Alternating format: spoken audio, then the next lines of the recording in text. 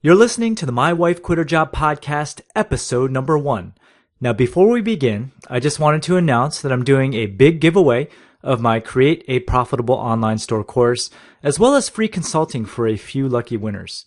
To find out more about the contest, please go to www.mywifequitherjob.com/podcast-launch.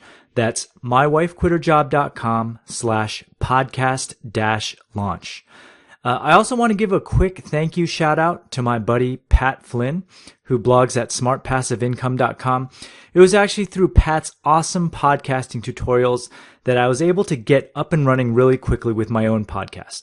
Now on to the show. Welcome to the My Wife Quit Her Job podcast, where we'll teach you how to create a business that suits your lifestyle so you can spend more time with your family and focus on doing the things that you love. Here's your host, Steve Chu. Welcome to the My Wife Quit Her Job podcast. This is episode number 1, and I'm super excited to be here because this podcast has been a long time in the works. Now, I actually planned on starting this podcast sometime in the middle of last year, but stuff just got in the way. Kids' activities got in the way, life got in the way, but I'm glad to have put the excuses behind me, and what matters is that I finally pulled the trigger, took action, and here we are today. So since this is the first episode, I wanted to first talk about what this podcast is going to be all about. Now, first off, if you follow my blog at mywifequitherjob.com, you can probably already guess that the theme of this podcast is going to be about entrepreneurship, and specifically focusing on online businesses and e-commerce, which happens to be my bread and butter. But unlike other business podcasts that you might see on iTunes, mine has a little twist. So my podcast is going to focus specifically on starting businesses with the goal of improving your lifestyle. So this is not going to be a podcast about starting the next big company like Amazon.com, like a Facebook, or like a Google. It's not going to be about creating a business that requires outside funding from a VC or an angel investor and growing a company as fast as possible by working 100-hour weeks. Now, every single entrepreneur that I'll be bringing on the show started their companies to improve their life in some way. So, for example, some of the entrepreneurs that I'll be bringing on started their businesses because they hated their jobs. Some entrepreneurs started because they wanted to become a stay-at-home parent. Some entrepreneurs started simply because they wanted to be their own boss and control their own destiny. So in a nutshell, we're going to be talking about starting businesses that will make you enough money to be happy, but not consume your life. After all, the ultimate goal is to make enough money so you can spend your time doing the things that you love and spending more time with your loved ones. The ultimate goal is to live a balanced lifestyle of work and play. So one thing I do want to make clear, though, is that just because you want to live a balanced life with your business does not necessarily mean that you can't earn a lot of money. And just as an example, some of the guests that I'll be bringing on the show earn 6, 7, 8, and even 9 figures with their online businesses, and they all live very balanced lifestyles. So I thought I would kick off this podcast by giving a brief introduction of myself and my background. My name is Steve, and I run the popular blog mywifequitherjob.com, an online store that sells wedding linens at bumblebeelinens.com, and an online course that teaches people how to start their own e-commerce stores at profitableonlinestore.com. Okay, and so I thought I'd take you back to the very beginning when I first kind of stumbled upon online businesses. And the year was 2007, and I remember that year very clearly because that year my wife and I were stuck in a major rut. And what do I mean by a rut? Every single day was like a routine. We would wake up, we would go to work, we would come back from work, have dinner together, watch TV in bed until it was time to go to bed, fall asleep, wake up the next morning again, go to work, rinse and repeat. Now, we didn't have any direction, and days just flew by, and I never felt like I accomplished anything with my life. I hung out with friends and had a good time from time to time, but my life just seemed kind of aimless. And to make things even worse was that my wife actually hated her job. And, every day after we would eat breakfast and it was time to go to work, she would come to me and with a really long face say, "Honey, I'm off to the hellhole I call my job now," before leaving for work every single morning. Okay, and this actually happened for quite a long time, and it was really, really depressing. Every single day having to see my wife go off to work to a place that she didn't want to be at. Okay, and unfortunately, this persisted for quite a while until something really major happened in our life. And this major thing was that my wife became pregnant with our first child. And as soon as we found out, practically everything changed overnight. For one thing, my wife told me that she wanted to quit her job and become a stay-at-home mom. And on my end, when I heard about the pregnancy and the fact that she wanted to quit, I was happy and I was terrified at the same time. Now, I full on believe in having a parent stay at home with the child, but I was really worried about the money. And it was primarily because my wife made a six-figure salary at the time working for a Fortune 500 company. Okay. And to make things worse, where I live, which is in the Silicon Valley, you pretty much need two incomes if you want to buy a house in a good school district. And, having two six-figure salaries in the household, I'd become accustomed to living a certain lifestyle, and I really didn't want to drastically cut back. So instead of just having my wife quit and just, foregoing all that income, we decided to try and start an online business together. So I actually got the idea to open an e-commerce store from my friend Yuji. And I just remember this moment very clearly because one day, just out of the blue, he came up to me and he wanted to show me a project that he was working on. And it turns out that he created his own online photo store in order to sell his photos. Now, what the kicker was here was that I was pretty sure that he didn't really know that much about websites at the time. He didn't know how to program in PHP, HTML, and CSS, but yet here he was showing me a fully functional online store that he implemented 100% by himself. And it turns out that he paid $0 for his website because he used open source software to implement everything. And if you could see my face as he was showing me his website, you could have seen that my jaw completely dropped. Because here he was, a person who didn't have experience with websites, and here he was creating a fully functional website. And it was after seeing his website, that's what actually gave me the confidence that I could start my own online store, even though I had zero knowledge about the web whatsoever. And so I went back and I talked to my wife about this, and it turns out that the online business model was pretty ideal for us if we could pull it off. We could have a computer take orders for us 24/7, and all we had to do was pack and ship orders at the end of the day from home. And if you were to fast forward to today, you don't even need to carry inventory. You can actually do something called drop shipping. And the way drop shipping works is you simply just take orders on your online store and have a distributor actually ship the orders to the end customer. Okay, and so, with that in mind, we kind of had the confidence to start our own online store, and we ended up starting our online store, BumblebeeLinens.com, in 2007, selling wedding handkerchiefs online. And if you were to fast forward a little bit, within a year, we actually managed to make over $100,000 in profit. And by the time my wife's maternity leave was up, we had made enough money with our store to replace her lost income so she could actually quit without any financial repercussions whatsoever. So if you were to fast forward to the present day, my wife is much happier now. She earns many more times the amount of money than her day job, and our business has actually grown in the double and triple digits for the past 6 years. And the best part is that she only has to work a couple hours each day. She gets to stay at home with the kids and set her own schedule. And overall, it turned out to be one gigantic win-win situation for us. Okay, and so that's just a little background story about how my wife and I started our e-commerce store. One of the most asked questions I get on my blog is actually how we came up with selling wedding handkerchiefs online. And naturally, there's a story behind that as well. Now, like most business owners I know, you often have to draw upon some of your own experiences when finding the right niche for your business. So, how did we find our niche? When my wife and I first got engaged to be married, and we were planning our wedding, my wife knew that she was going to cry. Now, she gets very emotional during weddings and special events, and she basically didn't want to be seen at the altar with some ratty tissues to dry her tears.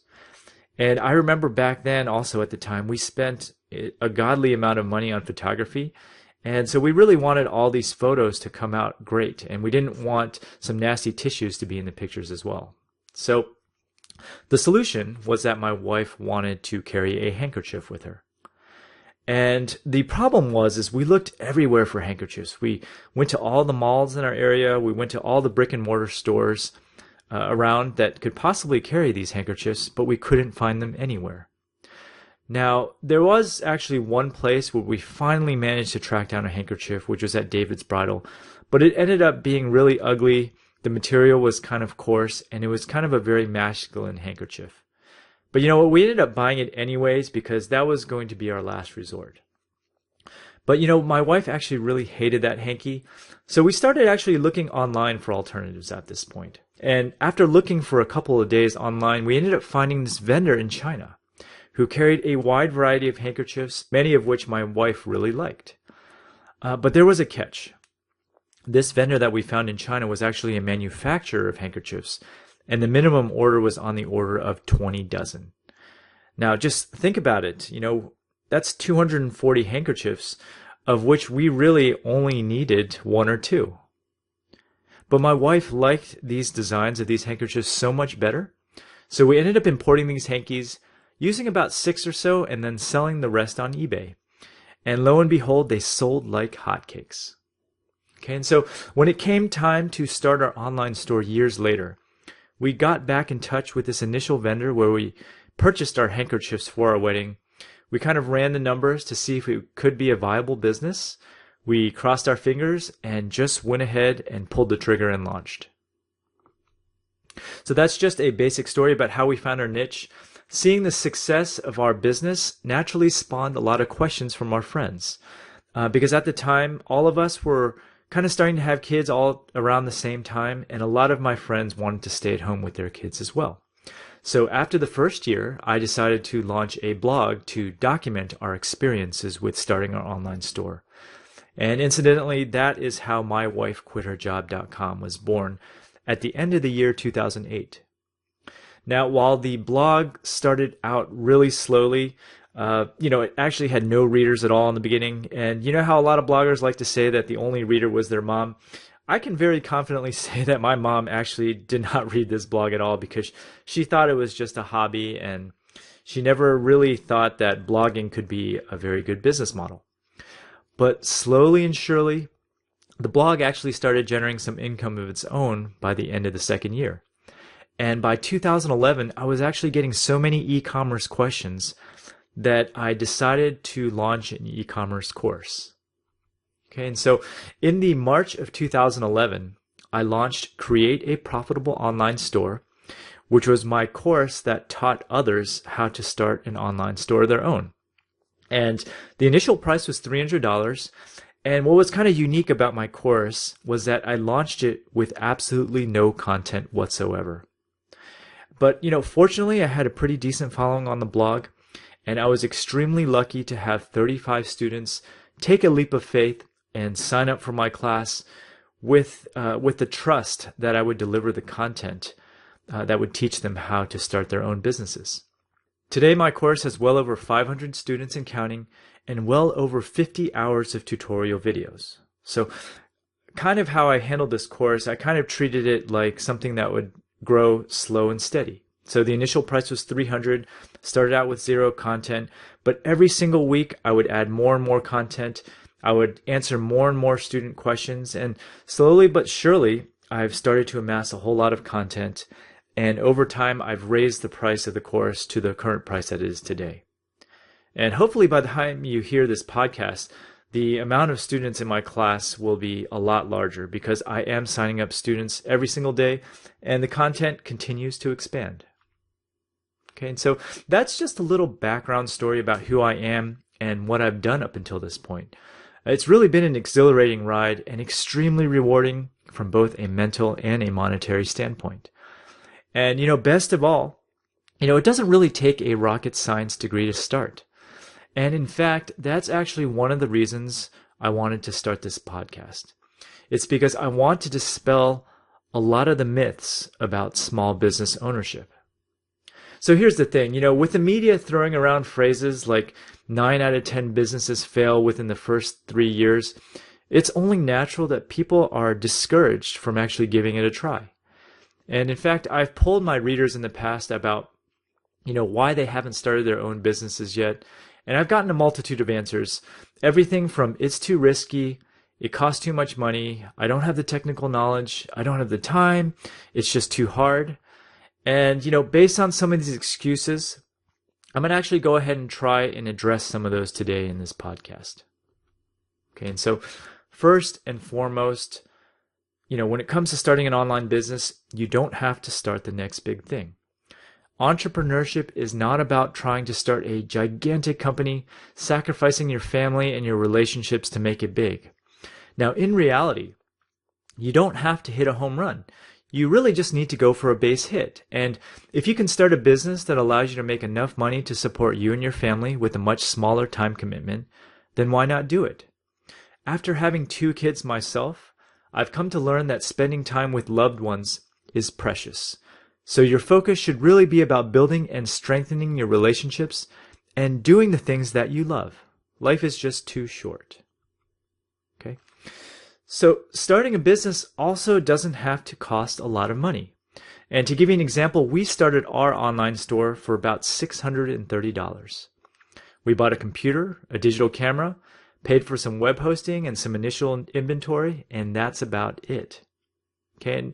And if you were to look today, chances are you already have a computer if you're listening to this podcast. You already have a digital camera if you have a smartphone. And web hosting is dirt cheap. And so what that means is you can literally start an online business for as little as $5 a month if you take advantage of open source software. And the monetary risk is just so small that it would be a shame not to give it a try. And in fact, I wanted to share a thank you letter that I received the other day from a student in my e-commerce course. It says, Dear Steve, I've been busy since we last talked. I have my site up and running and I have 2 sales. I did it all myself and I pay a little over $9 a month to maintain my store. With your course and a lot of reading and hard work, I was able to save a lot of money. Okay, so what does that tell you? This student, it's not just me, this student actually spent less money to start their online store than I did. Okay, so you don't need a whole lot of money to start. Now, the next myth I want to dispel is that of, requiring a lot of technical knowledge. You don't need a lot of technical know-how to start your own online business. And once again, to use myself as an example, I started our online business without knowing a lick of HTML, CSS, or PHP. And if you look at the students in my class, 99.9% of the students in my class have very little or no technical knowledge whatsoever, and they've still managed to launch great-looking shops. And today there are many services out there that will take care of the entire website part for you, and all you have to do is work on taking orders, product fulfillment, and marketing your online store. And the fact is, with open source software, all the software is written for you, and it's absolutely free. Okay? And finally, I want to address the myth of time. A lot of people complain that they don't have enough time to run an online store or an online business. Now, I have 2 kids. I still work a full-time job. I run an online store, a blog, an e-commerce course, and now a podcast. And to be honest, I feel like I have a ton of free time to spend with my family. Finding the time is all about being efficient and taking on a slow and steady mindset. And so by setting a little bit of time every day to work on a project, you can actually accomplish a lot over time. And before you know it, by putting a little bit of time in it each and every day, you'll be ready to launch before you know it. Okay, and so I want to end this first session by talking a little bit about my philosophies regarding entrepreneurship. Now, in case you can't tell already, in my mind, I think everyone should be playing the proverbial slot machine. And what do I mean by that exactly? The best way to explain what I mean is by talking about my favorite card game in Vegas, which is Pai Gow Poker. Now, the reason I like this game is because you can play for a very long time and make your money last for a long time at the casino. And so here's how it works. The way Pai Gow Poker works is that you're dealt out 7 cards. And you put together 2 poker hands, one that's 2 cards and one that's 5 cards. And you're basically playing against the dealer here. So if both of your hands beat the dealer, you win. If one hand wins and one hand loses, you tie and no money changes hands. And if the dealer beats you with both of their hands, then the dealer wins. Okay, and so as you can imagine, a lot of the times you're going to be tying. And so, your money can really last for quite a while. But here's the kicker with the game. Also in this game, there's always a fortune side bet that you can put money on that acts like a slot machine. And if you get a straight or higher, you get a huge bonus payout. Now, whenever I'm playing Pai Gow Poker, I always play the fortune side bet because that's actually the only way to make a large sum of money playing that game in the casino. Now, if you were to just play the regular game of Pai Gow, you might still make a little bit of money playing the regular poker game, but the side bet is where it's at. Okay, and so how does that apply to real life? The first thing that you need to realize is that you will never ever make life-changing money at your day job unless you have significant equity in your company. Now, don't get me wrong, your day job is good for paying the bills and generally staying afloat, but you will never ever make life-changing money working for someone else. The only way to make life-changing money is by playing the fortune side bet. And by the fortune side bet, what I'm talking about is becoming your own boss. Okay, and so I believe that everyone should start out by starting a business on the side. Now, if you're married, you can have one spouse work and the other take a chance at starting a business. And by doing things this way, you have the early stability of having some income and at the same time giving yourself the chance to make life-changing money. Now, if you're single, then you can start your business on the side.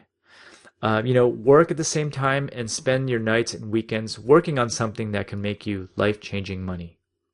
Okay, and I just have a couple of philosophies about your full-time job as well. When it comes to working a day job, the cushier the job, the better. Now, this might seem a little bit counterintuitive because most people think that working at a cushy job is bad because you aren't challenging yourself. And conventional wisdom also says that you should change jobs whenever you feel complacent. Okay, and in fact, I have friends that do this all the time. And a specific friend that I'm thinking of, whenever he gets bored, he switches jobs, and more often than not, he ends up working longer hours. He has to prove himself all over again, and he ends up devoting all of his free time working at this new job in order to kind of establish himself all over again. Okay, and so here's what I'm proposing. Instead of working longer hours for someone else, why not spend that time on your own business? Now, if it's the challenge that you're worrying about, I can guarantee you that running your own business will be infinitely more challenging to start than any day job you've ever had, and you'll actually end up feeling much more fulfilled as well. And, if you look at my wife and I, starting a business has really had a tremendous impact on our lives. And so if you are on the fence about giving it a try, I would say just do it. It doesn't cost that much money. There's very little risk involved. And hopefully, as I've shown, you really don't need to be a tech whiz to begin. It's just about taking action. It's just about setting aside a little bit of time every single day to work on something that could potentially make you life-changing money and really improve your lifestyle. So I hope you enjoyed this first edition of the podcast.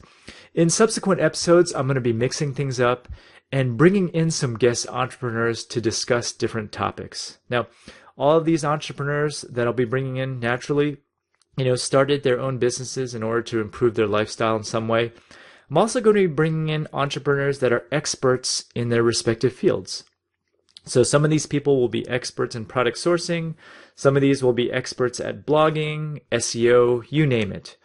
And mixed within some of these interviews, I might do some e-commerce question and answer as well. So stay tuned. I hope you enjoyed this first edition of the podcast, and I know you'll come back for more.